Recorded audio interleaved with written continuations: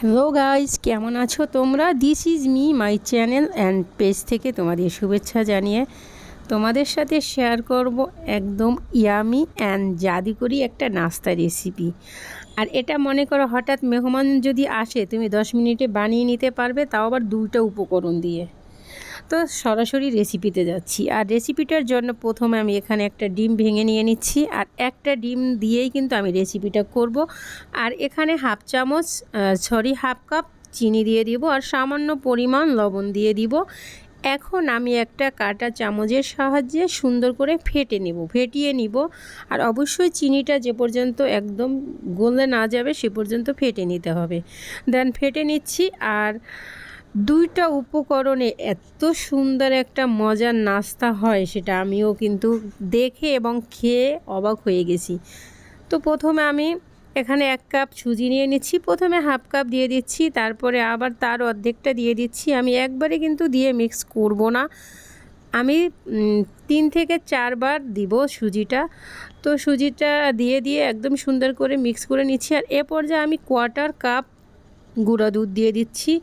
আর গুঁড়া দুধটা অবশ্যই দেওয়ার চেষ্টা করবে, গুঁড়া দুধটা যদি দাও টেস্টটা অনেকেই ভালো আসে। তো দেখো আমি আরও একটু গুঁড়ো দুধ দিয়ে দিচ্ছি, মনে হচ্ছে কম হয়ে গিয়েছে। তো গুঁড়ো দুধটা দিয়ে মিশ্রণটাকে একদম আমি সুন্দর করে মিক্স করে নিচ্ছি, তারপরে কিন্তু আমি হাতে মেখে নিব।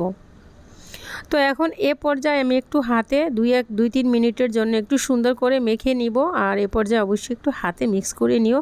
তো এই পিঠাটা সুন্দর হয়, একদম সুন্দর ফুলে এবং সুন্দর একটা টেস্ট। তো হয়ে গিয়েছে মাখা। এখন সুন্দর করে ছেট করে নিয়ে আমি 10 মিনিটের জন্য ঢেকে দিব, সুজিটা একদম সুন্দর ছেট হওয়ার জন্য। তো 10 মিনিট পরে ফিরছি।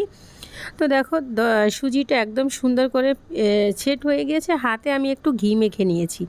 আর এখন আমি যে সাইজে বানাবো সেই সাইজ মতো নিয়ে দেখো আমি কিভাবে বানিয়ে শেপ দিচ্ছি। তোমরাও কিন্তু এভাবে স্টেপ বাই স্টেপ যদি ফলো করো, এই 2টি উপকরণ দিয়ে এত সুন্দর একটা পিঠা রেসিপি তৈরি করে নিতে পারবে। খেতে যেমন অসাধারণ টেস্ট এবং একটু মুচমুচে, উপরেটার ভিতরটা এতটা সফট, যেটা আমি তোমাদেরকে বললে বোঝাতে পারবো না। তো দেখো আমি কিভাবে শেপ দিচ্ছি, এইভাবে আমি 2-3টা শেপ দিয়ে দেখিয়ে দিচ্ছি। আর একে একে আমি সব বানিয়ে নিচ্ছি। এরই ফাঁকে আমি তেল বসিয়ে দিয়েছি, আর তেলটা একদম হালকা গরমে ছেড়ে দিতে হবে। তো একে একে আমি হালকা তেলটা গরম করে নিয়ে একে একে সব ছেড়ে দিব। তো এই পিঠাটা সত্যি বিশ্বাস করো অনেকটাই টেস্টি। আর ঘরে মেহমান আসলে যদি ঘরে কিছু না থাকে, এরকম একটা ঝটপট নাস্তা রেসিপি তোমরা মেহমান আপ্যায়নও করতে পারো। অ্যান্ড বাচ্চাদের সন্ধ্যার সময় এই নাস্তাটা তৈরি করে দিতে পারো। মাত্র 2টা উপকরণ, সেটাও একটা ডিম দিয়ে এরকম বানিয়ে নেওয়া যায়। তো দেখো উল্টে পাল্টে ভেজে নিয়েছি, একদম ব্রাউন কালার হয়ে গিয়েছে।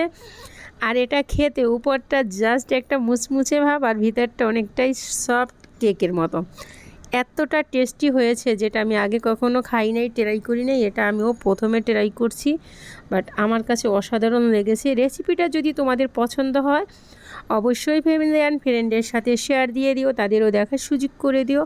আর যদি তোমাদের ইচ্ছে হয় একবার হলো এরকম একটা টেস্টি সুজি পিঠা তোমরা ট্রাই করো।